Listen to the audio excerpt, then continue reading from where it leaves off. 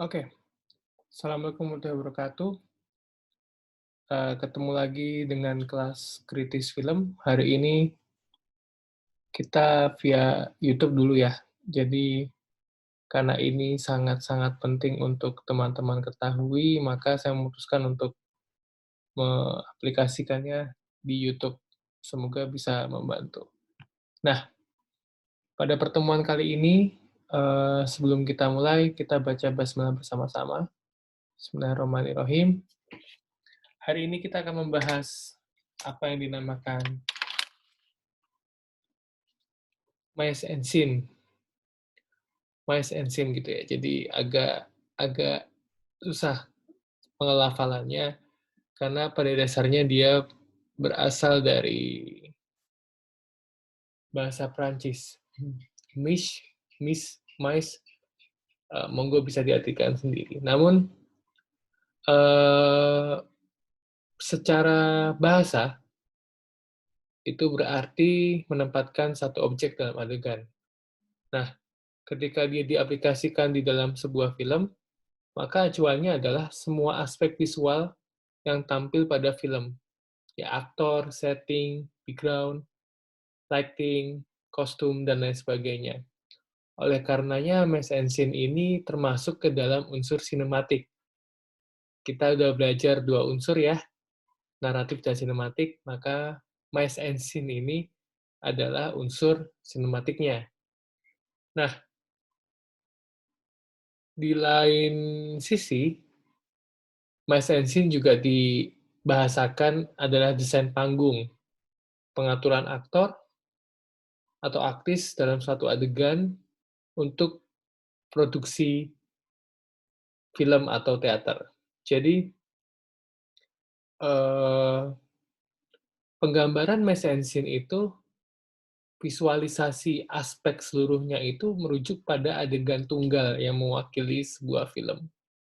Nah, makanya kemarin kita juga sudah dikenalkan dengan apa bedanya sequence dan apa bedanya scene. Nah, Mass and Scene ini adalah segala aspek yang bisa dilihat mata ataupun didengar telinga mungkin, yang ada dalam sebuah film.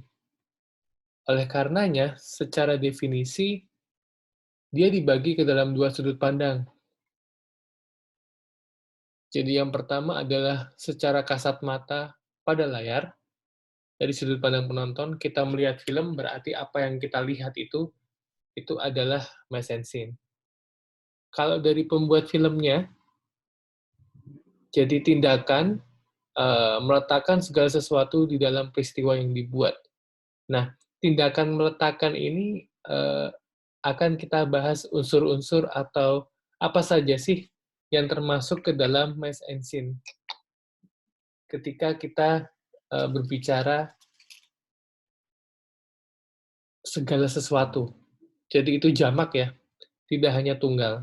Nah, hari ini kita akan coba mengelaborasi itu. Yang pertama adalah setting atau desain latar. Teman-teman di sini juga sudah pada tahu bahwa ketika kita memproduksi sebuah karya film, itu dibutuhkan setting atau desain latar. Nah, secara definisi mass and scene itu berarti ya, kita lihat di gambar ini adalah shot on ya, shot on, gitu. Shoot on studio, yang benar itu. Ya, jadi agak-agak cerat bahasa Inggrisnya gitu, daripada nanti teman-teman tegang. Nah, dari gambar ini kita bisa menyaksikan bahwa di sana ada properti yang menunjang dari sebuah scene di studio, atau desain latar ini action-nya ada di alam, yang menunjukkan otentik, kemudian asli, lalu unik dari sebuah latar alam yang biasanya hadir dalam sebuah film gitu ya. Jadi ada dua ketika kita bicara setting atau desain latar. Meletakkan segala sesuatu menurut desain Mice and Scene-nya adalah di mana kita meletakkan semua properti yang dibutuhkan atau mencari latar yang dibutuhkan untuk sebuah atau satu scene dalam film tersebut. Saya kira ini cukup jelas. Jadi, salah satu must and scene yang pertama adalah setting atau desain latar. Gitu ya, teman-teman ya. Yang kedua yang tidak kalah penting, yang juga digadang-gadang ada ilmunya adalah pencahayaan. Gitu ya.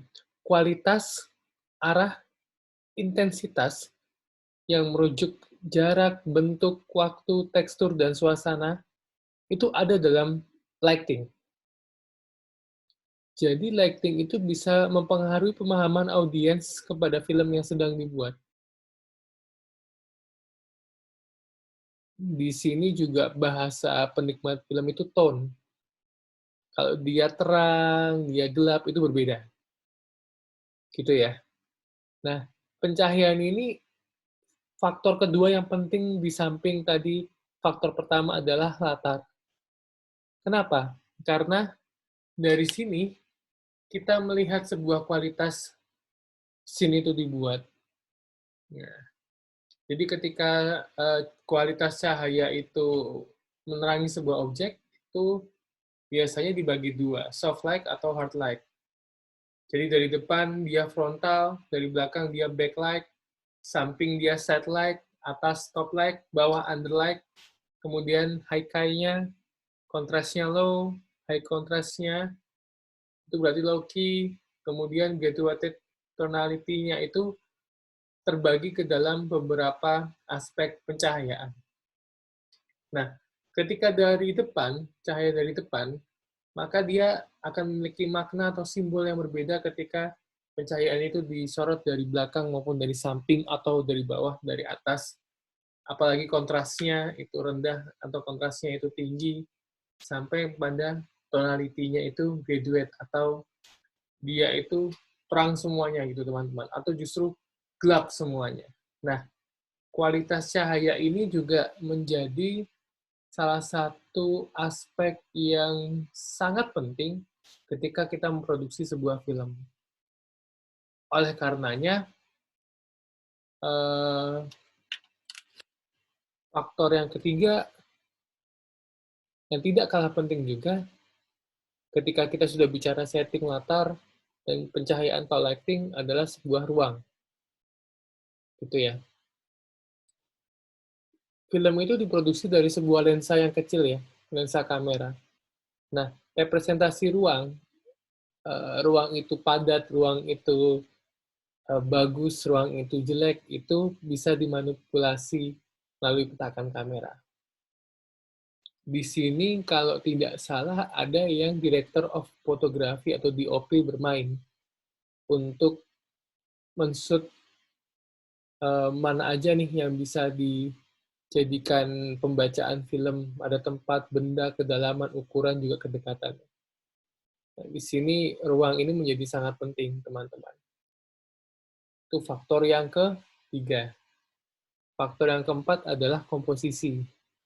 Kita lihat di gambar di samping ini, tegas ya, dia memiliki komposisi asimetris, ataupun simetris bisa. Jadi ada kesan arsitek. Jadi ketika satu shot itu dilakukan oleh seorang sutradara film dan kru sebagainya, itu dia memperhatikan komposisi. Jadi acuannya ketika mengambil komposisi itu tentu frame dalam pengambilan gambarnya, warna, kemudian gerakan, dan juga intensitas cahaya. So, berbicara tentang Miss and Scene sejauh ini adalah ketika ada faktor setting, lighting, ruang, komposisi, itu tidak bisa dipisahkan. Intinya itu ya. Gitu. Jadi, komposisi ini lebih kepada bagaimana kita dalam sebuah frame film itu, komposisi objeknya itu teratur, tidak ngawur, dan bisa dinikmati oleh penonton, atau memang build design dari sutradara agar dia asimetris ataupun simetris. Nah, cukup jelas make up dan kostum. Ketika kita melihat sebuah film, tentu tidak bisa lepas ya dari satu dengan lainnya. Kostum dan make up ini sangat penting. Kenapa? Karena art-nya di sini, seninya biasanya di sini. Bagaimana kita menunjukkan setting atau latar 19, 17, 18 gitu. Itu biasanya dari wardrobe sama dari make up-nya, kesan horornya, kesan mungkin apa namanya action-nya di mana. Uh, di sini letak sebuah karya seni itu dibuat. Bahkan kalau teman-teman cukup jelas mungkin film-film sci-fi untuk yang mendeskripsikan alien dan juga apa namanya, let's say itu beyond of imagination, disinilah art dari makeup dan kostum tersebut. Kemudian acting, faktor selanjutnya ya dari messaging. Jadi dari latar, sign, kemudian komposisi, ruang, sampai make up tadi itu, yang paling kita soroti adalah sebuah acting. Acting di sini dipelajari bisa, ilmunya juga ada, jam terbang juga membuktikan. Gitu ya. Jadi ketika kita menonton sebuah film, kita bisa menangis, kita bisa berekspresi, kita bisa tertawa, kita bisa marah, kita bisa jijik dan sebagainya, menunjukkan emosi dan ekspresi itu kekuatan dari sebuah acting. So, is built atau by design. Gitu. Dan semua karakter yang dimainkan ketika dia actingnya bagus, maka karakter yang dimainkan sudah pasti dia akan membekas di benak penonton. Acting. Nah, kemudian stock film atau film stock di sini lebih kepada pilihan warna ya dalam sebuah frame atau scene film. Dia bisa putih hitam atau colorful. Kalau teman-teman masih kita bisa bandingkan film-film Asia dan India itu berbeda jauh warnanya ya.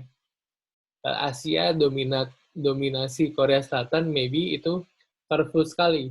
Ada pink, ada jadi benar-benar ceria kesannya walaupun dia sedih, action dan sebagainya.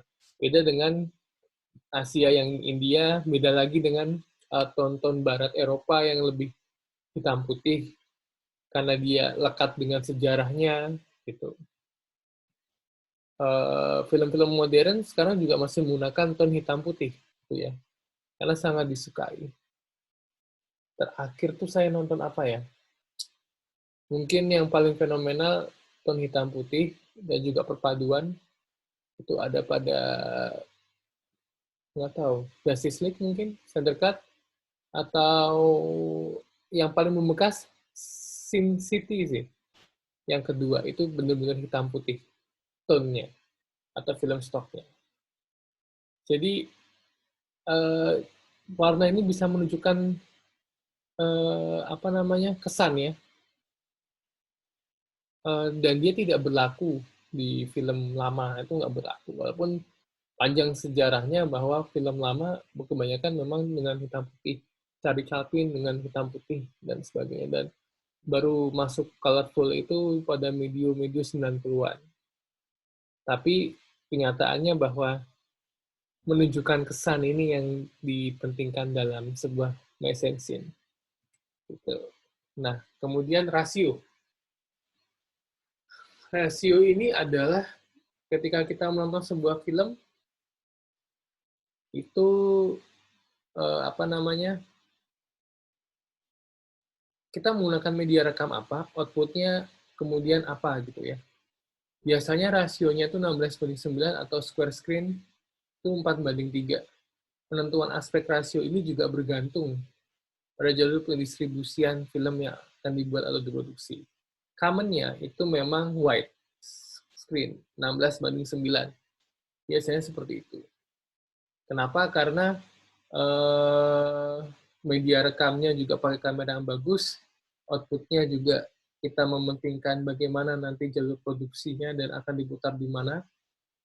Biasanya kita pakai, atau biasanya film-film sekarang pakai widescreen, tapi tidak jarang juga ada yang pakai square screen. Gitu. 4:3. 4:3 itu film-film yang dia sangat jarang di pasaran, tapi dia menimbulkan aspek yang apa namanya, yang nostalgia gitu ya, nostalgia. Gitu. Oke, kemudian aktor.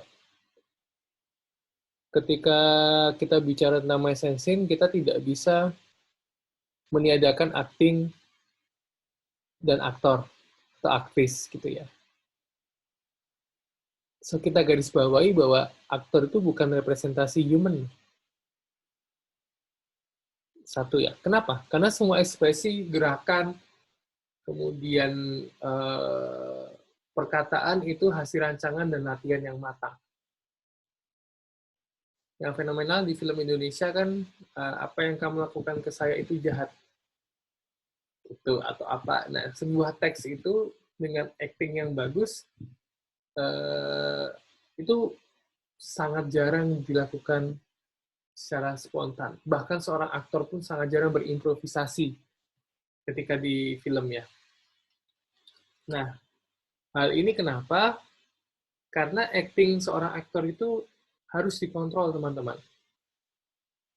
Jadi, pesan utama dalam film itu tergantung si aktor dan aktrisnya dalam berakting. Nah, kalau misalnya dilakukan spontan, maka besar kemungkinan pesan dalam film itu tidak bisa tersampaikan dengan baik sesuai dengan keinginan sutradara, dan sebagainya.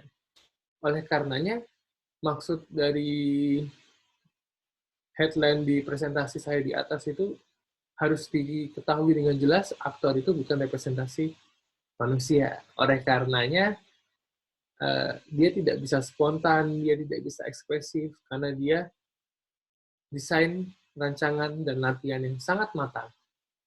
Makanya ada profesinya, gitu ya. Makanya itu dibayar. Itu aktor. Kemudian, blocking. Nah, blocking ini penting ya. Kenapa penting? Karena tadi itu, kita merekam atau produksi sebuah film dengan rasio yang seperti apa, latarnya gimana, kemudian bagaimana penempatan benda penunjang dari sebuah scene itu, maka blocking ini tidak bisa dihindari. Dan tidak hanya dimiliki teater dan tari saja, namun penempatan aktor-aktor dalam film yang disajikan dalam sebuah scene itu harus sempurna. Agar tadi itu, semuanya bisa dapat dan pesan yang disampaikan juga bisa masuk. Tentu itu semua sesuai dengan tujuan sang sutradara. Gitu, teman-teman. Jadi, singkat kata bahwa mesensin itu terdiri dari 10 ya tadi. 10 faktor yang menunjukkan apa aja sih di dalam mesensin itu. Ada aktor, ada acting, ada desain atau latar, kemudian ada blocking, ada rasio, ada film stock, ada juga make up dan wardrobe-nya, terus kemudian ada juga dia ke ruang, dia ke komposisi, sampai dia yang paling penting adalah ke lighting. Jadi teman-teman harus tahu bahwa faktor 10 ini yang membentuk mesensin yang sangat sempurna dalam sebuah scene di film. Oleh karenanya, belajar unsur sinematik yang paling penting ketika teman-teman produksi, tolong jangan menghilangkan 10 faktor ini ketika teman-teman membuat sebuah karya film. Sebab, dari sudut pandang pembuat film tadi jelas bahwa tindakan untuk meletakkan segala sesuatu pada peristiwa dalam satu scene itu, di satu sequence, jadi sequence kan terdiri dari beberapa scene kan, satu sequence itu terdiri dari scene. Nah, ketika itu tidak diindahkan atau tidak diperhatikan oleh teman-teman, maka apa yang penonton lihat itu pasti akan menimbulkan istilahnya itu bocor, gitu ya. Istilahnya itu bocor. Kenapa? Misalnya sederhana, saya sedang merekam, di belakang ada kalender dan juga poster ya.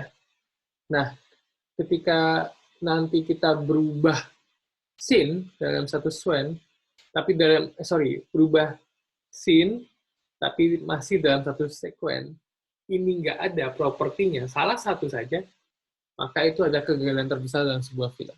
Dan saya pernah melihat film Indonesia, bocornya banyak. Jadi tiba-tiba propertinya hilang lah, tiba-tiba bajunya ganti lah, padahal masih dalam satu scene. Gitu. Oleh karenanya, membuat karya film ini tidak sekedar gampang, karena ada yang namanya praproduksi. Nah, di praproduksi ini ada pembacaan mise en scene-nya, atau unsur sinematik yang ada 10 faktor yang tadi saya sebutkan tersebut. So, belajar film itu sangat menyenangkan, dan ketika teman-teman menonton film, dari sudut pandang penonton maupun dari sudut pandang teman-teman sebagai pembuat film, maka pelajarilah unsur sinematik, mise en scene, dan perkuat di pengalaman dan jam terbang teman-teman dalam membuat 10 faktor itu menjadi sempurna. Karena hanya dengan begitu teman-teman bisa untuk menyalurkan yang namanya mise en scene perfect. Itu ya. Oke, sekian teori kajian kritis film pada pertemuan kali ini. Kurang lebihnya saya mohon maaf. Wabillahi taufiq wal hidayah. Wassalamualaikum warahmatullahi wabarakatuh. Salam sehat untuk semua. Sampai ketemu di pertemuan berikutnya.